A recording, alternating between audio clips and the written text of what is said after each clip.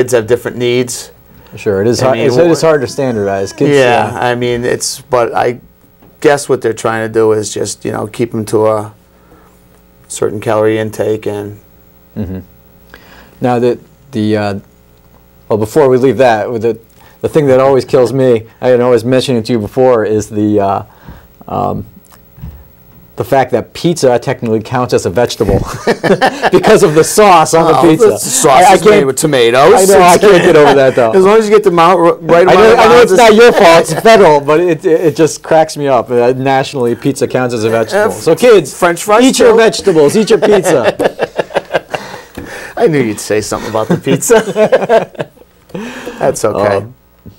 But going back to the other side, so that's the calories in, and the other side that you don't have really as much to do with is the calories out. That's the where they get their physical activity. I know recess is typically kind of like the other side of the coin of lunch. You have lunch, you have recess, and a lot of times now they're doing recess first before lunch. If they have recess, the biggest problem are the schools that have gotten rid of recess altogether. Yeah, I think that's a big no-no. I mean, they got to have recess. They got to even just to expend their energy. Yeah. I mean, kids are fidgety. Yeah. If they don't expend their energy, they're going to be even more fidgety in class. So, absolutely, it's very important. I'm big on it. I think there should be more programs for the kids to get exercise. There should be more sports programs. Yeah. Well, even better than the programs are just the opportunity for kids to be active and out on their own. I mean, I'm sure when you were a kid, you're like me, you woke up in the morning on a weekend and went outside, didn't come back till the lights came on. We're allowed to come back. Yeah. Until you were tired. Exactly. And now it's just not the same. No. So we're always looking for, so something like recess is great because it's supervised safely but unstructured. Kids have the opportunities to get out there and really create their own fun, create their use their imagination and their conflict resolution skills and creativity. Oh, definitely. Well, let's see here. Now, I think you were telling me you're also you incorporate locally grown foods into the menu. Yes, as much as possible. We use a local orchard, and that's mainly fall right up until the middle of December. He'll supply us with a lot of our fruits, our apples, some pears, whatever he can come out with that crop, we'll buy from him. I mean, there's a farm to school initiative that we'd like to get involved in, and they're trying to get the farms to grow what the schools need. Say we want to use carrots and lettuces and stuff from a locally grown, so you got to partner up with a farm that's local. So if there's any farms out there that want to look into this, they can contact me. Oh, that would be great. I mean, that's a win-win for everybody. Yeah, it is. So you're seeing that program expand a little? That's another big push for the state. The state is trying to push more farms to get involved with school systems, and benefits both. I mean, it will keep our costs down from getting stuff from Florida, New Jersey, California. And it keeps the local guys in business too. Sure. And of course, now there's a way to get one step even closer and grow the stuff right at the school. We could do that. We'd like to do that.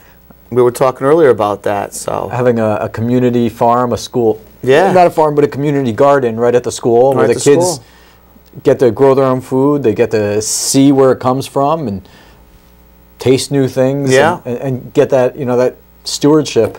And they might try different things that way if they're seeing how it's grown, see where it's coming from. If they grew it, they're going to look at it and say, "Yeah, I gotta try that." Maybe and they'll bring that home. And so even beyond the health piece of it are all the educational opportunities that could go hand in hand with how that garden works, how the vegetables are growing. I'm sure with in botany class or some of the science classes they can really take advantage of a program like that. That would be nice. Would be nice.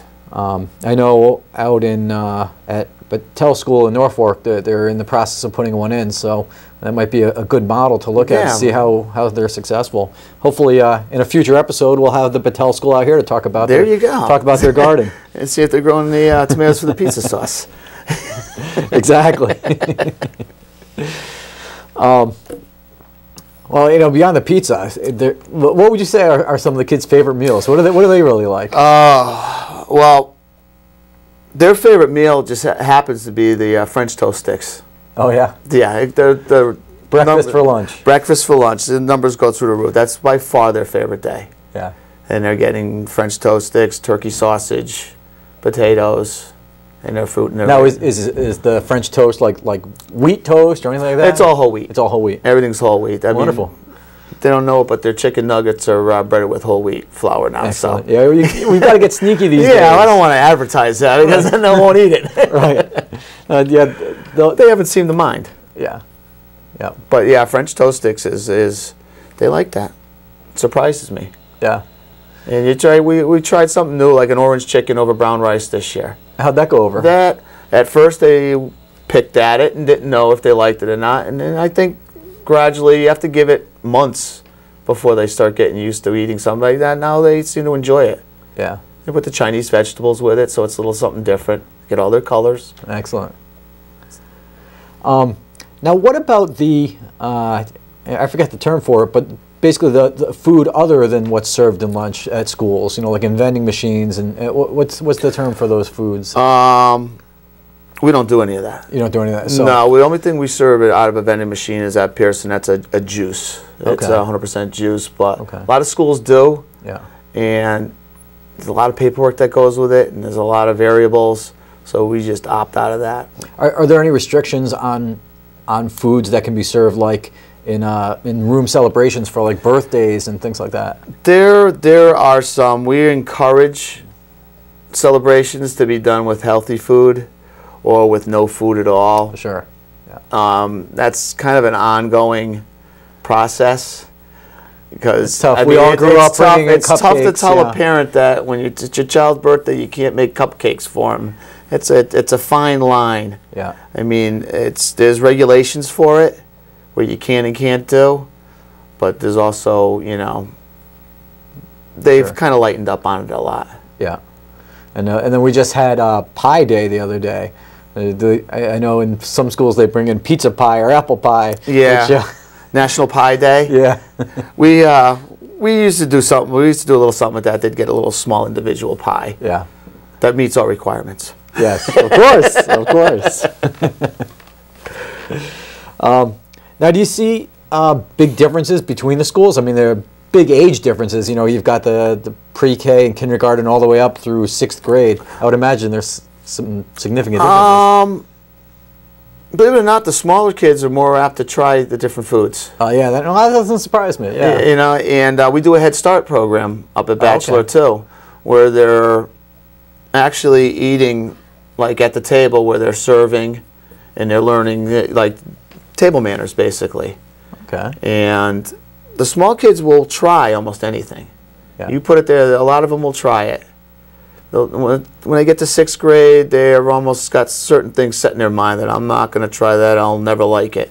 Sure. So that's why it's important for the younger kids to be trying all these different fruits and vegetables, because you hope they'll get into a routine where it's going to not be as strange or foreign to them. Yeah. Start them early. That's start them early. Now, how often do you get to change up your menu? Is it something that you set in the beginning of the year and basically you're done, or you get to really play with it throughout the year? It's kind of set. I mean, it changes monthly.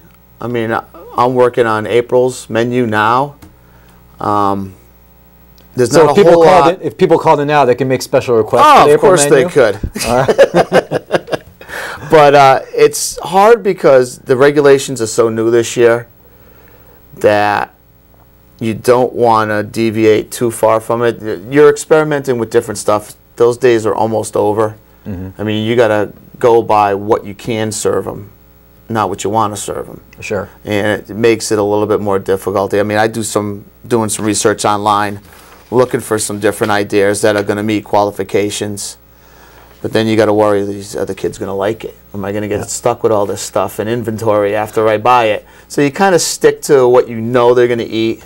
Yeah. I mean, it'd be a ball to be coming up with new stuff every month, but sure, it's not that easy. So if anybody does have suggestions, call. now what kind of percentage of the food is I guess, you know, made from scratch versus what's prepared coming. It's all made from scratch somewhere. But on school site, on school site, how much do you actually get to cook versus heat? Less and less. Yeah. Less and less because of the recipes that the state wants to see. They want, if you're making something from scratch, they want it down to the amount of salt you're putting in there. And if you buy something prepared, you have a label. It's all set that you can just send them and say, this is what we're serving your child. This is what's in it. So, unfortunately, most of the stuff does come almost pre-prepared. I mean, we still make our own pizza dough. Oh, nice. We still make our pizzas from scratch. There's certain items that they'll make, like they'll make chicken soup. Not a lot you can do though that's out of the box anymore, because it's almost like they forcing you to use a standard item. Sure. Oh, we've got a call here. Let's see. Hi, thanks for calling Focus on Health. Do you have a question for Art Laney, the food service director? No, I don't, but what I want to know, I just tuned in and I see you on, and I just want to know what this is all about. Oh, sure. Well, this is our twice-a-month show where we talk about community health issues, and today we're talking with Art Laney, who's the food service director for the Winchester schools. Mm-hmm. Now we're talking about school lunches, and so we have different guests each episode. My day, I'm 86. I'm sorry? I said I'm 86, past my day. Oh, okay. So I just wondered what the program was about. I happened to see it, and I just wondered what. All right. Well, we're glad you called. Yeah, we're on twice a month. So yeah, be sure to tune in. Okay. Thank you. Thanks for calling. Bye-bye. Bye-bye. Lunches have changed since he's had them. Probably just a little bit.